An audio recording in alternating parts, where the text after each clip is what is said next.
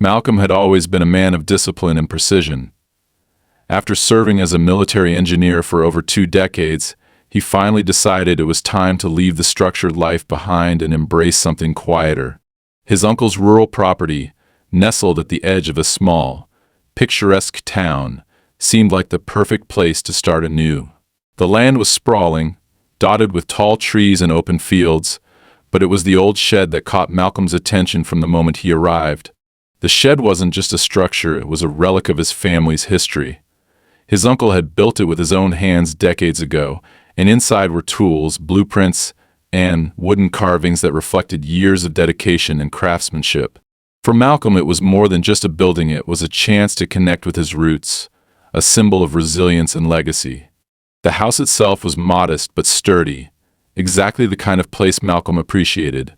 He spent his first few weeks settling in, unpacking, and walking the property lines to familiarize himself with the land. The town's charm appealed to him: the small diner where locals gathered, the general store run by an elderly couple who seemed to know everyone by name, and the slow rhythm of life that stood in stark contrast to the chaos he had left behind. He imagined the shed becoming his sanctuary, a place where he could restore vintage tools, carve intricate pieces of wood, and maybe even teach a few curious locals the art of woodworking. It felt like a fresh start, a chance to build something meaningful. But Malcolm wasn't the only one who had plans for the property. Shortly after moving in, his neighbor, Travis, appeared on his doorstep. Travis was tall and broad-shouldered, with a constant smirk that made it difficult to tell if he was being friendly or condescending. He introduced himself with a firm handshake and immediately began commenting on Malcolm's land. "You've got quite a setup here," Travis said, his eyes scanning the open fields and the shed in the distance. "Bet it's been a while since anyone put this place to good use." Malcolm gave a polite nod, trying to read the man's intentions. Over the next few days, Travis became a regular presence. He would wander over unannounced, leaning on the fence or stepping onto the property under the pretense of casual conversation. "You know," he said one afternoon, "this land's got potential. I've been hosting community get-togethers, bonfires, barbecues, that sort of thing. Brings people together, you know? I've been thinking your property would be perfect for something like that." Malcolm immediately sensed where this was going and didn't hesitate to set boundaries. "I appreciate the idea, Travis, but I'm not really looking to host anything like that. This place is a personal project for me." Travis's smirk faltered for just a moment before he laughed it off. Of course. Just thought I'd put it out there. Neighbors helping neighbors, right?" Despite the surface-level cordiality, Malcolm couldn't shake the feeling that Travis was testing him, pushing to see how far he could go. It wasn't long before the subtle hints turned into bolder moves. Malcolm noticed Travis lingering closer to the shed, inspecting it with far too much interest. "That old thing's still standing," he joked one day. "Looks like it's about ready to fall over. If you ever need help clearing it out, let me know." Malcolm's polite responses grew shorter as he began to avoid the man altogether, focusing instead on his work around the house and the shed. But avoidance didn't seem to deter Travis. In fact, it only seemed to embolden him.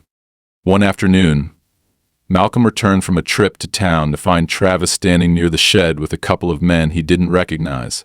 They were gesturing toward the building, talking in low voices.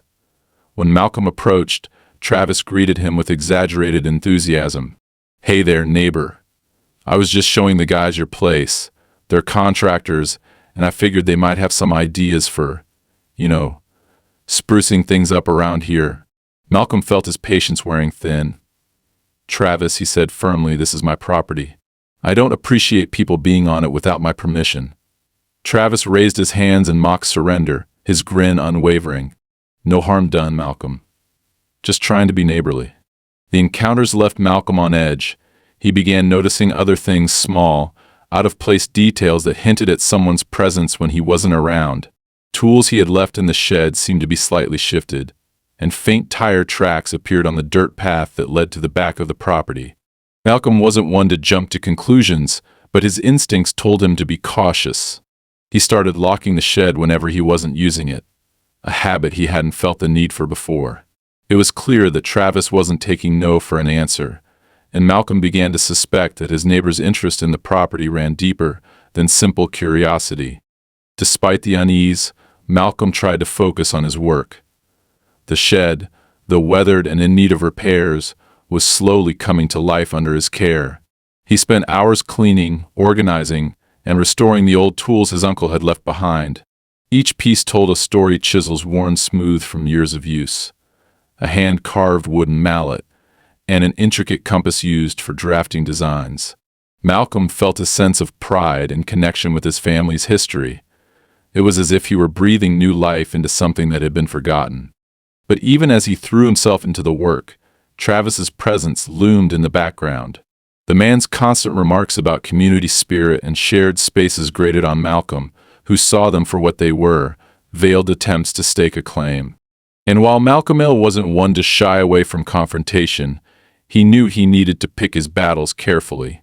For now, he resolved to stand firm and keep his focus on what mattered most: preserving his land, his shed, and the legacy they represented. Little did Malcolm know, this quiet tension was only the beginning of a conflict that would soon escalate far beyond his expectations. It was an unusually warm evening when the peace Malcolm had been cultivating on his land was abruptly shattered. He was sitting on his porch, enjoying the stillness of the countryside, when the faint thrum of bass reached his ears. At first, he thought it might be coming from one of the neighboring properties, but as the sound grew louder, it became clear that it was coming from somewhere much closer. Rising from his chair, Malcolm peered into the dark expanse of his land and saw a faint orange glow in the distance just beyond the shed. His heart sank. He grabbed a flashlight and headed toward the light, his steps quickening as the muffled sounds of laughter and shouting joined the thumping music. When he reached the edge of the property near the shed, the scene that greeted him left him momentarily speechless. A massive bonfire blazed just yards away from the shed, its flames licking dangerously close to the weathered wooden structure. Around the fire, a crowd of at least 30 people danced, drank, and shouted over the music blaring from portable speakers. Several cars and trucks were haphazardly parked on the grass, their headlights illuminating the chaos. Tables had been set up with coolers full of drinks, and a few grills sizzled with food. Malcolm shed the heart of his plans. His sanctuary now looked like a backdrop for someone else's party. At the center of it all was Travis, holding a drink in one hand and gesturing animatedly as he entertained a small group of guests. Malcolm's chest tightened with a mix of anger and disbelief. This wasn't just a harmless gathering, this was an invasion of his property, a blatant disregard for everything he had said about boundaries. He approached the group, his voice cutting through the noise. "Travis," he shouted, "what the hell is going on here?" Travis turned, his grin wide and unapologetic. "Malcolm, you made it. I was hoping you'd stop by. Come on, grab a drink and join us." "Join you?" Malcolm repeated, his voice rising. "This is my land. You didn't ask for permission to be here, and you sure as hell didn't ask if you could light a bonfire this close to my shed." Travis waved a dismissive hand, taking a casual sip of his drink. "Relax, man. It's just a little get-together. No harm done. We're all neighbors here, right? Thought it'd be a nice way to bring the community together." "This isn't a community event," Malcolm snapped. "This is trespassing, plain and simple. You need to shut this down and get everyone off my property. Now." Travis's grin faltered slightly, but he quickly recovered, throwing an arm around Malcolm's shoulders in a mock show of camaraderie. "Come on, Malcolm. Don't be that guy. Everyone's having a good time, and we'll clean up when we're done. No need to get worked up over nothing." Malcolm stepped back, shrugging off Travis's arm. "This isn't up for discussion. Either you end this right now, or I call the authorities." The mention of the authorities caused a few heads to turn, and for the first time, some of the partygoers looked uneasy. Travis's expression darkened, the carefree facade slipping for just a moment. "Look," he said, his tone hardening, "we're not hurting anyone. The fire's under control, and we're keeping it away from your precious shed. You don't need to ruin the night over a little misunderstanding." "This isn't a misunderstanding," Malcolm said through gritted teeth. "It's my land, and I'm telling you to leave." Travis stared at him for a long moment, his jaw tightening. Then, with a forced smile, He raised his hands in mock surrender. All right, we'll pack it up soon. Just let people enjoy themselves for a little longer, okay? No need to make a scene. Malcolm didn't trust the tone in his voice, but with the crowd's energy still high and tensions mounting, he decided against pressing the issue further in the moment. He walked back toward his house, his fists clenched and his mind racing. This wasn't the first time Travis had crossed the line, but it was by far the most blatant violation. As he reached his porch, he turned back to look at the party. The fire still blazed, and Travis showed no signs of wrapping things up. Hours later, Malcolm woke to the acrid smell of smoke. For a moment, he thought it was a dream, but as he threw off the covers and looked out the window, his stomach dropped. Flames were tearing through the shed, lighting up the night sky in a horrifying display. He bolted outside, his heart pounding as he ran toward the inferno. The bonfire had clearly spread, its embers igniting the dry grass around it and catching onto the shed. The fire roared uncontrollably now, consuming the wooden structure with terrifying speed. Malcolm could hear shouts in the distance as partygoers scrambled to gather their things and flee, the once lively gathering dissolving into chaos. Someone must have called the fire department, because the sound of approaching sirens pierced the night, but by the time the firefighters arrived, it was too late. Malcolm stood helplessly as the shed collapsed in on itself, the flames reducing everything inside to ash. The firefighters worked quickly to extinguish the remaining blaze, but the damage was done. The shed, along with all the tools, blueprints, and memories it contained, was gone. As the firefighters packed up their gear and left, Malcolm remained rooted to the spot, staring at the smoldering ruins. His mind buzzed with questions and fury. How could this have happened? How could Travis have been so reckless, so careless? And how could Malcolm have allowed things to escalate this far? The next morning, Travis appeared on Malcolm's doorstep, looking uncharacteristically sheepish. "Hey man," he said, scratching the back of his neck. "I just wanted to say I'm really sorry about what happened last night. I don't know how the fire got out of control, but I feel terrible about your shed." Malcolm's anger boiled over. "Terrible?" he said, his voice sharp. "You trespassed on my land, lit a fire without permission, and destroyed something that meant everything to me. Terrible doesn't even begin to cover it." Travis held up his hands defensively. "Look, I didn't mean for any of this to happen. It was an accident, all right? If I'd known it would get this bad, I never would have lit the fire in the first place." But Malcolm wasn't buying it. He could see the calculation in Travis's eyes, the way he was trying to smooth things over without actually taking responsibility. 2 days later, Malcolm received an official letter in the mail. When he opened it, his jaw dropped. Travis was suing him for negligence, claiming that Malcolm's failure to properly secure his land and maintain the shed had contributed to the fire. The letter accused Malcolm of creating unsafe conditions that endangered the community and demanded compensation for damages. Malcolm stared at the letter in disbelief. Travis had not only destroyed his shed, but was now trying to paint himself as the victim. This wasn't just a legal maneuver, it was an insult, a blatant attempt to shift blame and avoid accountability. Anger surged through Malcolm, but beneath it was a cold, steely resolve.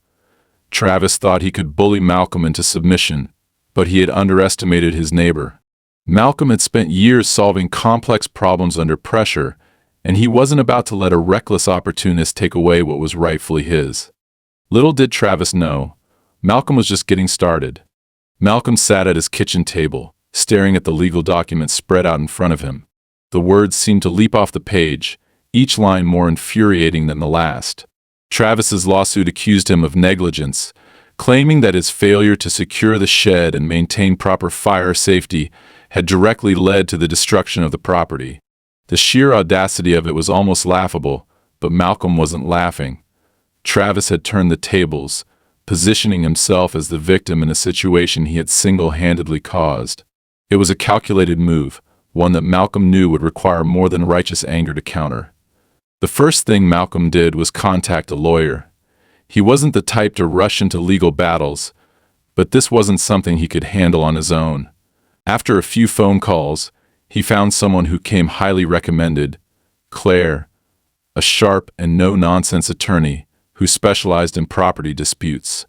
When Malcolm explained the situation to her during their initial meeting, she leaned back in her chair, tapping her pen against her notepad. "This is classic deflection," Claire said. "He's trying to avoid responsibility by going on the offensive. It's a dirty move, but not an uncommon one." Malcolm nodded. "He's reckless, but he's also manipulative. He's been pushing boundaries since the day I moved in, and now he's trying to make this my problem." Claire smiled faintly. "Well, he's picked the wrong person to mess with. Here's what we need to do. First, we're going to gather every piece of evidence we can to show that he was trespassing and that the fire was a direct result of his actions. That includes photos of the property, any correspondence you've had with him, and eyewitness accounts from the party.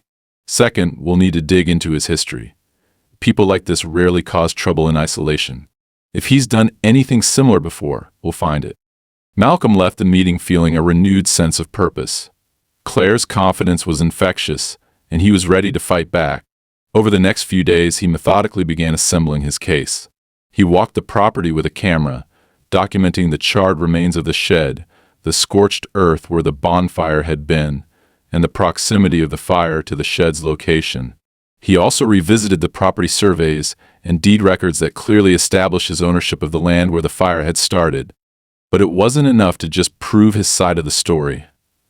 Malcolm knew he needed to expose Travis's pattern of behavior. He started reaching out to his neighbors, carefully choosing his words to avoid escalating tensions. To his surprise, many of them were eager to talk. It turned out that Travis had a long history of overstepping boundaries. One neighbor, an older man named Walter, shook his head when Malcolm brought up the fire. "Doesn't surprise me at all," he said. "Travis has been pulling stunts like this for years. Last summer, he threw a party that got so loud it scared my livestock. And a few years back, he built a shed that crossed over onto my property line. Claimed it was an honest mistake and refused to move it until I threatened legal action." Another neighbor, a young woman named Rachel, shared a similar story. "He's always been pushy," she said.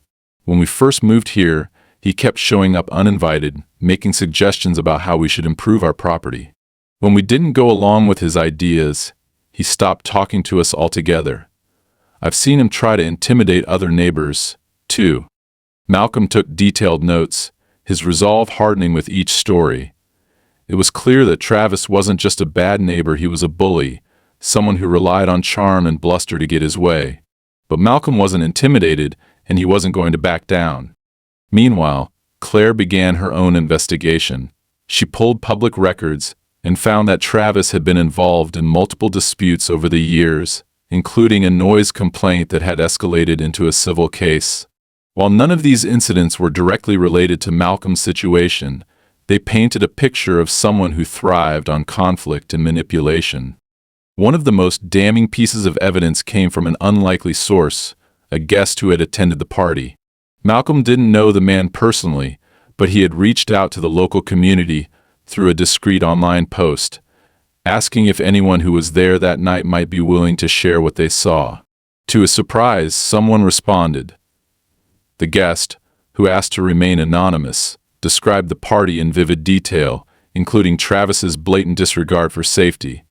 He was bragging about how he didn't need to ask permission, the guest wrote in an email. Said the shed was old and probably going to fall down anyway. When someone pointed out how close the fire was, he just laughed and said it was under control. But it wasn't. The fire kept getting bigger, and by the time people started to leave, it was obvious something was wrong. With this statement in hand, Claire began building a timeline of events that highlighted Travis's negligence. She also flagged several fire code violations that could be used to support Malcolm's case. As the weeks passed, Malcolm noticed that Travis was becoming increasingly bold. He began making snide comments whenever their paths crossed, and Malcolm even caught him loitering near the property line on multiple occasions. At one point, Travis had the audacity to suggest a settlement, smirking as he said, "We don't have to let this get messy, Malcolm. A few $1,000s, and we can call it even." Malcolm's response was calm but firm. "The only thing that's messy here is your behavior. I'm not paying you a dime." The tension reached a boiling point when Malcolm discovered that someone had tampered with the lock on his gate. It wasn't broken, but it had been forced open, leaving deep scratches on the metal. Malcolm didn't confront Travis directly, but he documented the damage and added it to his growing file of evidence. Claire, meanwhile, had made significant progress. She had secured statements from several neighbors and compiled a detailed report outlining Travis's history of boundary disputes and reckless behavior. She also obtained a copy of the fire department's report, which confirmed that the bonfire was the primary cause of the shed fire and that it had been started without proper precautions. By the time the first court date approached, Malcolm felt as ready as he could be. He knew that Travis would try to spin the narrative, painting himself as the victim and Malcolm as an unreasonable neighbor. But Malcolm also knew that the truth was on his side, and he had the evidence to back it up. The night before the hearing, Malcolm stood on his porch, looking out at the property that had become both his refuge and his battleground. The shed was gone, reduced to ashes and memories, but the fight wasn't just about the shed anymore. It was about standing up for what was right, about refusing to let someone like Travis bully him into submission. As he turned to go inside, Malcolm felt a sense of calm determination. This wasn't just about winning a legal case, it was about reclaiming his home and his peace of mind, and he was prepared to see it through to the end. The morning of the court hearing arrived, and Malcolm stood in front of the mirror, adjusting his tie with practiced precision. His mind was calm, focused, though the weight of what lay ahead pressed against his thoughts. Travis had spent weeks turning the situation into a public spectacle, confidently boasting to anyone who would listen that Malcolm was grasping at straws and would be paying for his own mistakes. It didn't bother Malcolm not anymore. What Travis hadn't counted on was Malcolm's meticulous preparation and Claire's tenacity. Today would mark the turning point in their battle. The courthouse was bustling when Malcolm arrived, but Claire was already waiting for him in a conference room, poring over her notes. "Good timing," she said, looking up briefly before returning to the folder in front of her. Travis's lawyer submitted a last-minute motion last night. They're trying to discredit the fire inspector's report by claiming it's incomplete. Malcolm frowned, but Claire held up a hand. "Don't worry. It's a weak argument, and we've got more than enough to refute it. Stick to the facts, and we'll be fine." The hearing itself was held in a small, wood-paneled courtroom, with the judge presiding over the session with a steely demeanor. Travis arrived shortly after Malcolm, accompanied by his lawyer, a slick-looking man in a tailored suit. Travis wore his usual smirk, his demeanor oozing false confidence. As they took their seats, he glanced over at Malcolm and offered a mocking wave, as though this were some friendly disagreement rather than a legal showdown. Claire wasted no time establishing the narrative. She began by presenting the fire department's official report, which confirmed that the blaze had originated from the bonfire Travis had organized.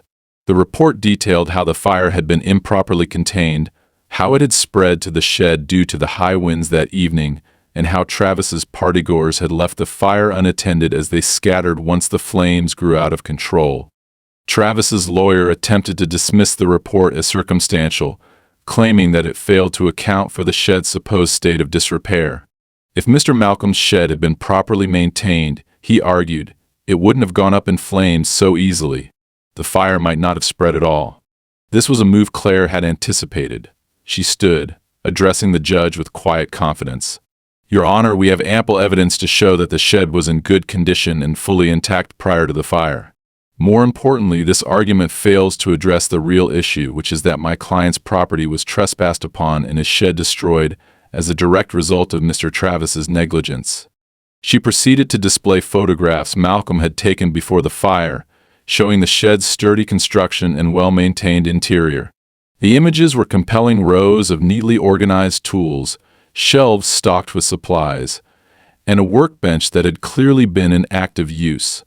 Next, Claire called Walter, one of Malcolm's neighbors, to the stand. Walter was calm and deliberate as he recounted the events leading up to the fire, including Travis's long-standing habit of overstepping boundaries and ignoring warnings. "I told him once myself to keep his parties under control," Walter said, glancing at Travis with a frown. "But he doesn't listen. He thinks the rules don't apply to him." Travis's lawyer attempted to undermine Walter's testimony by suggesting he had a personal grudge against Travis. "Isn't it true," the lawyer asked, "that you've had your own property disputes with my client in the past?" Walter didn't flinch. "Yes, we had a dispute," he said plainly, "and I won because I was in the right, just like Malcolm is now." The statement drew a murmur from the small audience in the courtroom. Travis's lawyer pressed on, but Walter's answers were steady and unwavering. By the time he stepped down from the stand, it was clear his testimony had strengthened Malcolm's case. The most impactful moment came when Claire introduced the anonymous witness from the party. The man had been hesitant to appear in court, but after seeing the extent of Malcolm's determination, he had agreed to provide a written statement. Claire read it aloud, her voice measured but firm. "I attended the bonfire at Travis's invitation. I saw him and others adding fuel to the fire throughout the night, making it bigger and bigger. When someone pointed out that the fire was getting too close to the shed, Travis laughed and said it was fine. He didn't take any precautions to contain it, even when the wind picked up. When the fire spread to the shed, everyone panicked and ran, but Travis stayed behind, yelling at people not to call the fire department because it would blow over." The courtroom fell silent as the words sank in. Even Travis's confident smirk wavered slightly, though he quickly masked it with an X-rated shrug as though to dismiss the statement. His lawyer stood, objecting on the grounds that the witness wasn't present to testify in person, but the judge allowed the statement to remain in evidence. Travis's defense grew weaker with each passing hour. His lawyer tried to shift the blame back onto Malcolm, reiterating claims about the shed's alleged disrepair and questioning whether Malcolm had adequately marked his property lines to prevent confusion. But this, too, was a losing strategy. Claire produced the original property survey, as well as updated records showing that the boundaries had been confirmed and properly maintained. Finally, Malcolm himself took the stand. Claire guided him through his testimony, allowing him to describe his interactions with Travis, his warnings about the bonfire, and his discovery of the fire's aftermath. Malcolm spoke clearly and calmly, never allowing his emotions to overwhelm him. When Travis's lawyer attempted to provoke him, suggesting that Malcolm had failed to stop the fire by not intervening sooner, Malcolm simply responded, "I shouldn't have had to. It was never my responsibility to supervise an event I didn't agree to or authorize. The responsibility lies with the person who caused the fire in the first place." By the time the hearing concluded, it was clear that the tide had turned in Malcolm's favor. The judge announced that he would review all evidence and deliver a ruling in the coming weeks, but even without a final verdict, the mood in the courtroom was palpable. Travis's lawyer looked harried, flipping through his notes with a frown, while Travis himself avoided making eye contact with anyone as he left the room. Outside the courthouse, Claire turned to Malcolm with a rare smile. "You did great in there," she said. "We've got a strong case, and I think the judge sees that. Now we just have to wait." Malcolm nodded, though his mind was already racing ahead. The hearing might be over, but the fight wasn't. Travis had underestimated him before, and Malcolm had no intention of letting his guard down now. He would be ready for whatever came next. As they walked to the parking lot, Malcolm glanced back at the courthouse, the weight of the day settling on his shoulders. The shed was gone, the scars of the fire still fresh in his mind, but he felt a quiet determination burning within him. This was more than just a legal battle, it was a fight for his home, his peace, and the principles he refused to compromise. Whatever the outcome, Malcolm knew one thing for certain: he wasn't done yet. The weeks following the hearing were tense. Malcolm tried to focus on his work and the slow process of rebuilding his shed, but Travis's presence loomed like a dark cloud over everything. Though the court proceedings had temporarily quieted him, it was clear that Travis wasn't ready to accept defeat. Malcolm began noticing subtle but deliberate signs that his neighbor was planning his next move. One morning, Malcolm walked out to retrieve his mail and found an envelope with no return address stuffed in his mailbox. Inside was a hastily written note: "You think you've won, but this isn't over. Watch your step." Malcolm stared at the words, his jaw tightening. The handwriting was unfamiliar, but the intent was clear. While there was no signature, Malcolm had little doubt who had sent it. He took a photo of the note, careful not to touch it further, and added it to the growing file of evidence he was compiling with Claire. Travis's next move came not through another note, but through the local homeowners association, a body Malcolm hadn't had much interaction with before. A few days after receiving the note, he found a brightly colored notice pinned to his front door. It was a formal complaint filed by Travis, alleging that Malcolm's property was an eyesore, sir, and that the remnants of the burned shed posed a safety hazard. The notice stated that Malcolm was required to clean up the debris immediately or face fines. Claire was less surprised than Malcolm by this tactic. "It's classic escalation," she said during their next meeting. "Travis knows his legal case is crumbling, so he's trying to attack you from another angle. He wants to make your life difficult enough that you'll give up or settle. Don't let him." Malcolm had no intention of giving up, but the complaint still stung. The remnants of the shed were more than just debris, they were a painful reminder of what had been lost. Clearing them away felt like erasing the connection to his uncle's work and the history they shared. But Malcolm also knew that leaving the debris untouched would only give Travis more ammunition to use against him. He spent the weekend methodically sorting through the charred remains, salvaging what little he could, and carefully documenting the process with photos. While Malcolm focused on his property, Claire continued to investigate Travis. Her work soon uncovered another key piece of evidence, a history of similar tactics used by Travis against other neighbors. She found records of at least 3 instances where Travis had filed frivolous complaints through the homeowners association, each time targeting neighbors who had challenged him or refused his demands. In one particularly egregious case, Travis had accused a retired couple of violating noise ordinances simply because they had installed a wind chime he found annoying. This information not only painted a clear picture of Travis's pattern of harassment, but also gave Malcolm a new avenue to pursue. With Claire's help, he drafted a formal counter-complaint to the homeowners association, accusing Travis of abusing the system and providing evidence of his past behavior. It was a bold move, but Malcolm was tired of being on the defensive. Travis, predictably, didn't take the counter-complaint well. A few days after it was filed, Malcolm returned home to find his trash cans tipped over and their contents scattered across his driveway. It was a petty act, but it spoke volumes about Travis's state of mind. Malcolm didn't bother confronting him. Instead, he set up a new trail camera near the edge of his property, one with a wider angle and higher resolution than the last. He wasn't going to give Travis another opportunity to act unnoticed. The camera proved to be a wise investment.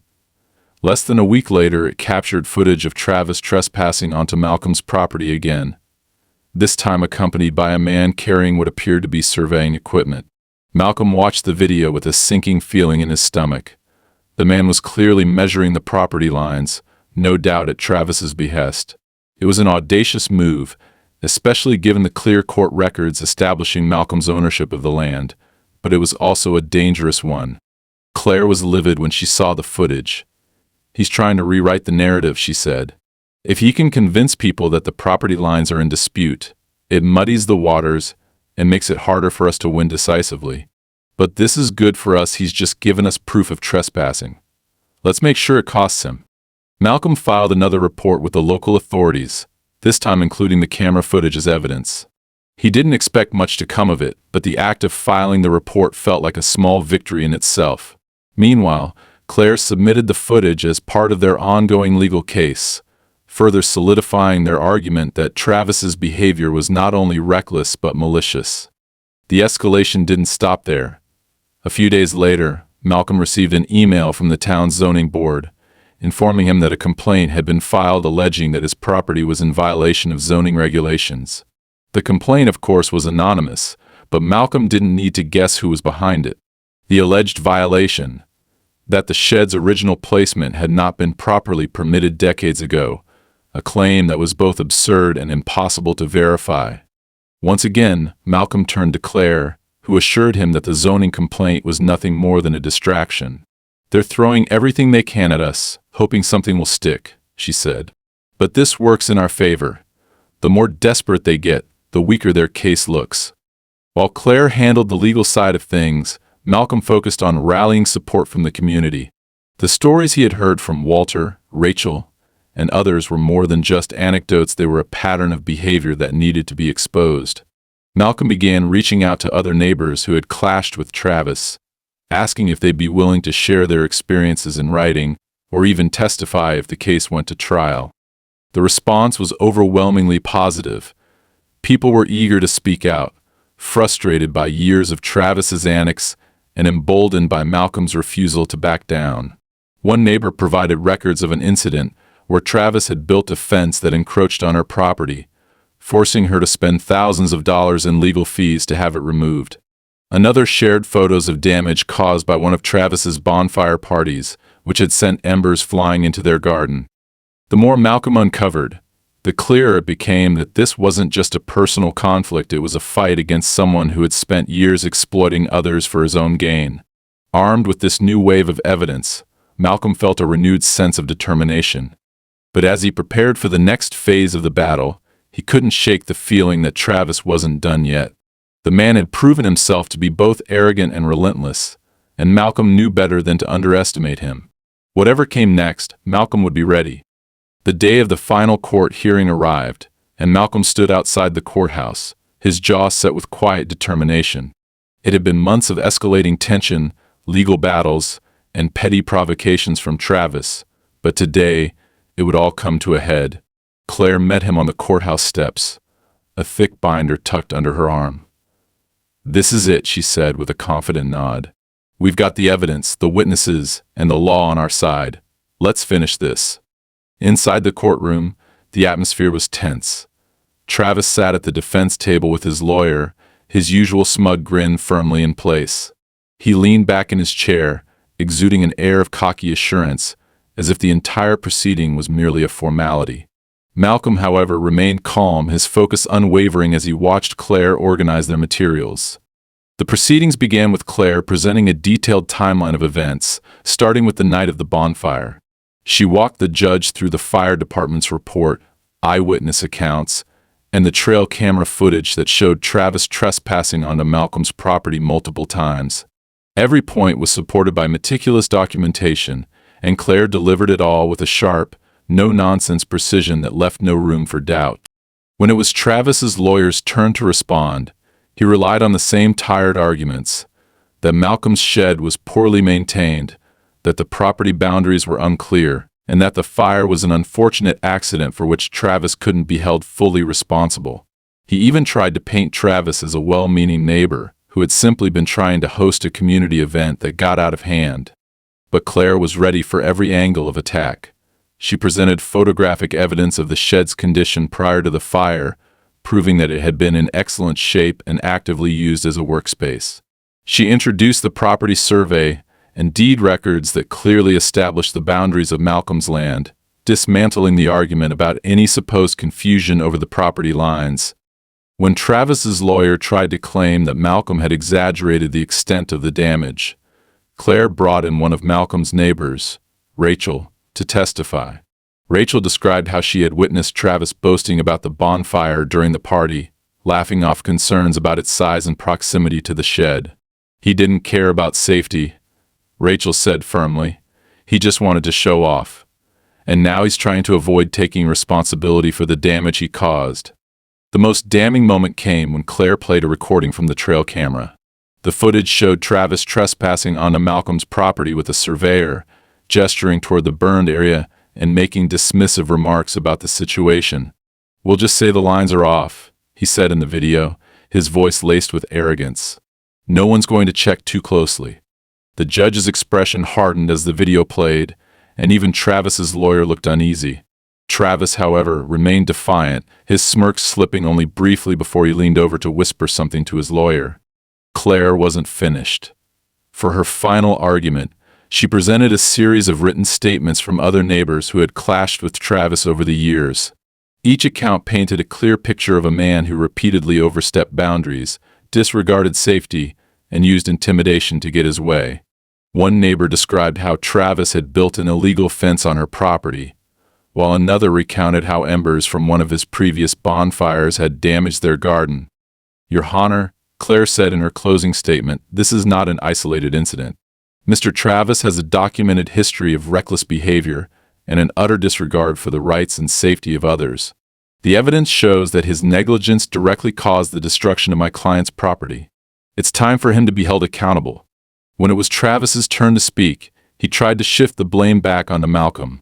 He claimed that Malcolm had been uncooperative from the start and suggested that his own efforts to resolve the dispute had been ignored. "I didn't want this to go this far," Travis said, adopting a tone of exaggerated sincerity. "But Malcolm refused to work with me. I just wanted to bring people together, and now I'm being painted as the bad guy." The judge, however, seemed unimpressed. After hours of testimony and evidence, the ruling was finally delivered. The court found Travis liable for the fire and ordered him to pay full restitution for the destruction of the shed, along with additional damages for the emotional distress and harassment Malcolm had endured. The judge also issued a stern warning to Travis, making it clear that any further attempts to harass Malcolm or other neighbors would result in severe legal consequences. As the verdict was read, Malcolm felt a wave of relief wash over him. Months of stress and uncertainty had culminated in this moment, and justice had finally been served. Travis, meanwhile, looked stunned, his bravado crumbling as the weight of the decision settled over him. Outside the courthouse, Claire turned to Malcolm with a satisfied smile. "You did it," she said. "You stood your ground, and you won." Malcolm nodded, his expression calm but resolute. "We won," he said. "But more importantly, Travis knows he can't keep doing this, not to me, not to anyone." As Malcolm drove home that evening, he felt a renewed sense of peace. The shed was gone, and the scars of the fire would take time to heal, but he had reclaimed his dignity and his right to live without fear. For the first time in months, the future felt bright again. The weeks following the court's decision brought a quiet sense of triumph to Malcolm's life. The relentless battle with Travis had finally ended, and Malcolm could begin to rebuild not just his shed, but the peace he had sought when he first moved to the property. The restitution money Travis was ordered to pay arrived promptly, no doubt because of the judge's stern warning. Malcolm wasted no time putting it to good use. Instead of simply replacing the shed, he decided to honor its history by building something even more meaningful. With the help of a local contractor and a few willing neighbors, Malcolm designed a new workshop, one that would serve as both a personal sanctuary and a space to teach woodworking to others. As the structure began to take shape, Malcolm found himself overwhelmed by the support of the community. Neighbors who had once stayed silent out of fear of Travis were now eager to lend a hand. Rachel showed up with a set of vintage tools she thought Malcolm could use, while Walter brought lumber from his own stockpile, saying, "It's time we all stood together." Even those who couldn't physically contribute stopped by to offer kind words and encouragement. Meanwhile, Travis had become a ghost in the community. His once frequent appearances at local events ceased entirely, and rumors swirled that he was considering selling his property. The man who had once bullied and manipulated his way through the neighborhood now faced the cold reality of his tarnished reputation. Malcolm didn't bother keeping tabs on him. Travis was no longer his concern. As the workshop neared completion, Malcolm took a step back to reflect on how far he had come. The land that had once felt like a battleground now felt like a place of healing. The new workshop stood tall and sturdy, a testament to resilience and the power of standing firm in the face of adversity. On the day of the workshop's grand opening, Malcolm invited the entire neighborhood to celebrate. The turnout was larger than he expected, with families, friends, and even some new faces gathering to see the space. Inside, the workshop was a blend of old and new. Salvaged tools and keepsakes from the original shed were displayed alongside state-of-the-art equipment Malcolm had purchased with the settlement money. Malcolm stood at the front of the room, addressing the crowd with a quiet confidence that had grown over the course of the ordeal. "This workshop isn't just for me," he said. "It's a place for anyone who wants to learn, create, or just spend time doing something meaningful. It's proof that no matter how hard someone tries to take something from you, if you stand your ground, you can rebuild stronger than before." The applause that followed was warm and genuine, and for the first time in months, Malcolm felt a deep sense of belonging. As the sun set that evening, Malcolm sat on his porch, watching the last of the guests leave. The sound of laughter and conversation still lingered in the air, a stark contrast to the chaos and tension that had once dominated his days. The faint glow of lights from the new workshop cast a warm glow across the yard, and Malcolm allowed himself a rare smile. The fight with Travis had tested him in ways he hadn't expected, but it had also revealed his own strength and resilience. More than that, it had shown him the value of community, of standing together against those who sought to harm and divide. Malcolm took a deep breath, letting the crisp evening air fill his lungs. The land was his again, not just in ownership but in spirit, and as he sat there, surrounded by the quiet beauty of his home, he knew he had reclaimed not only what was taken but so much more.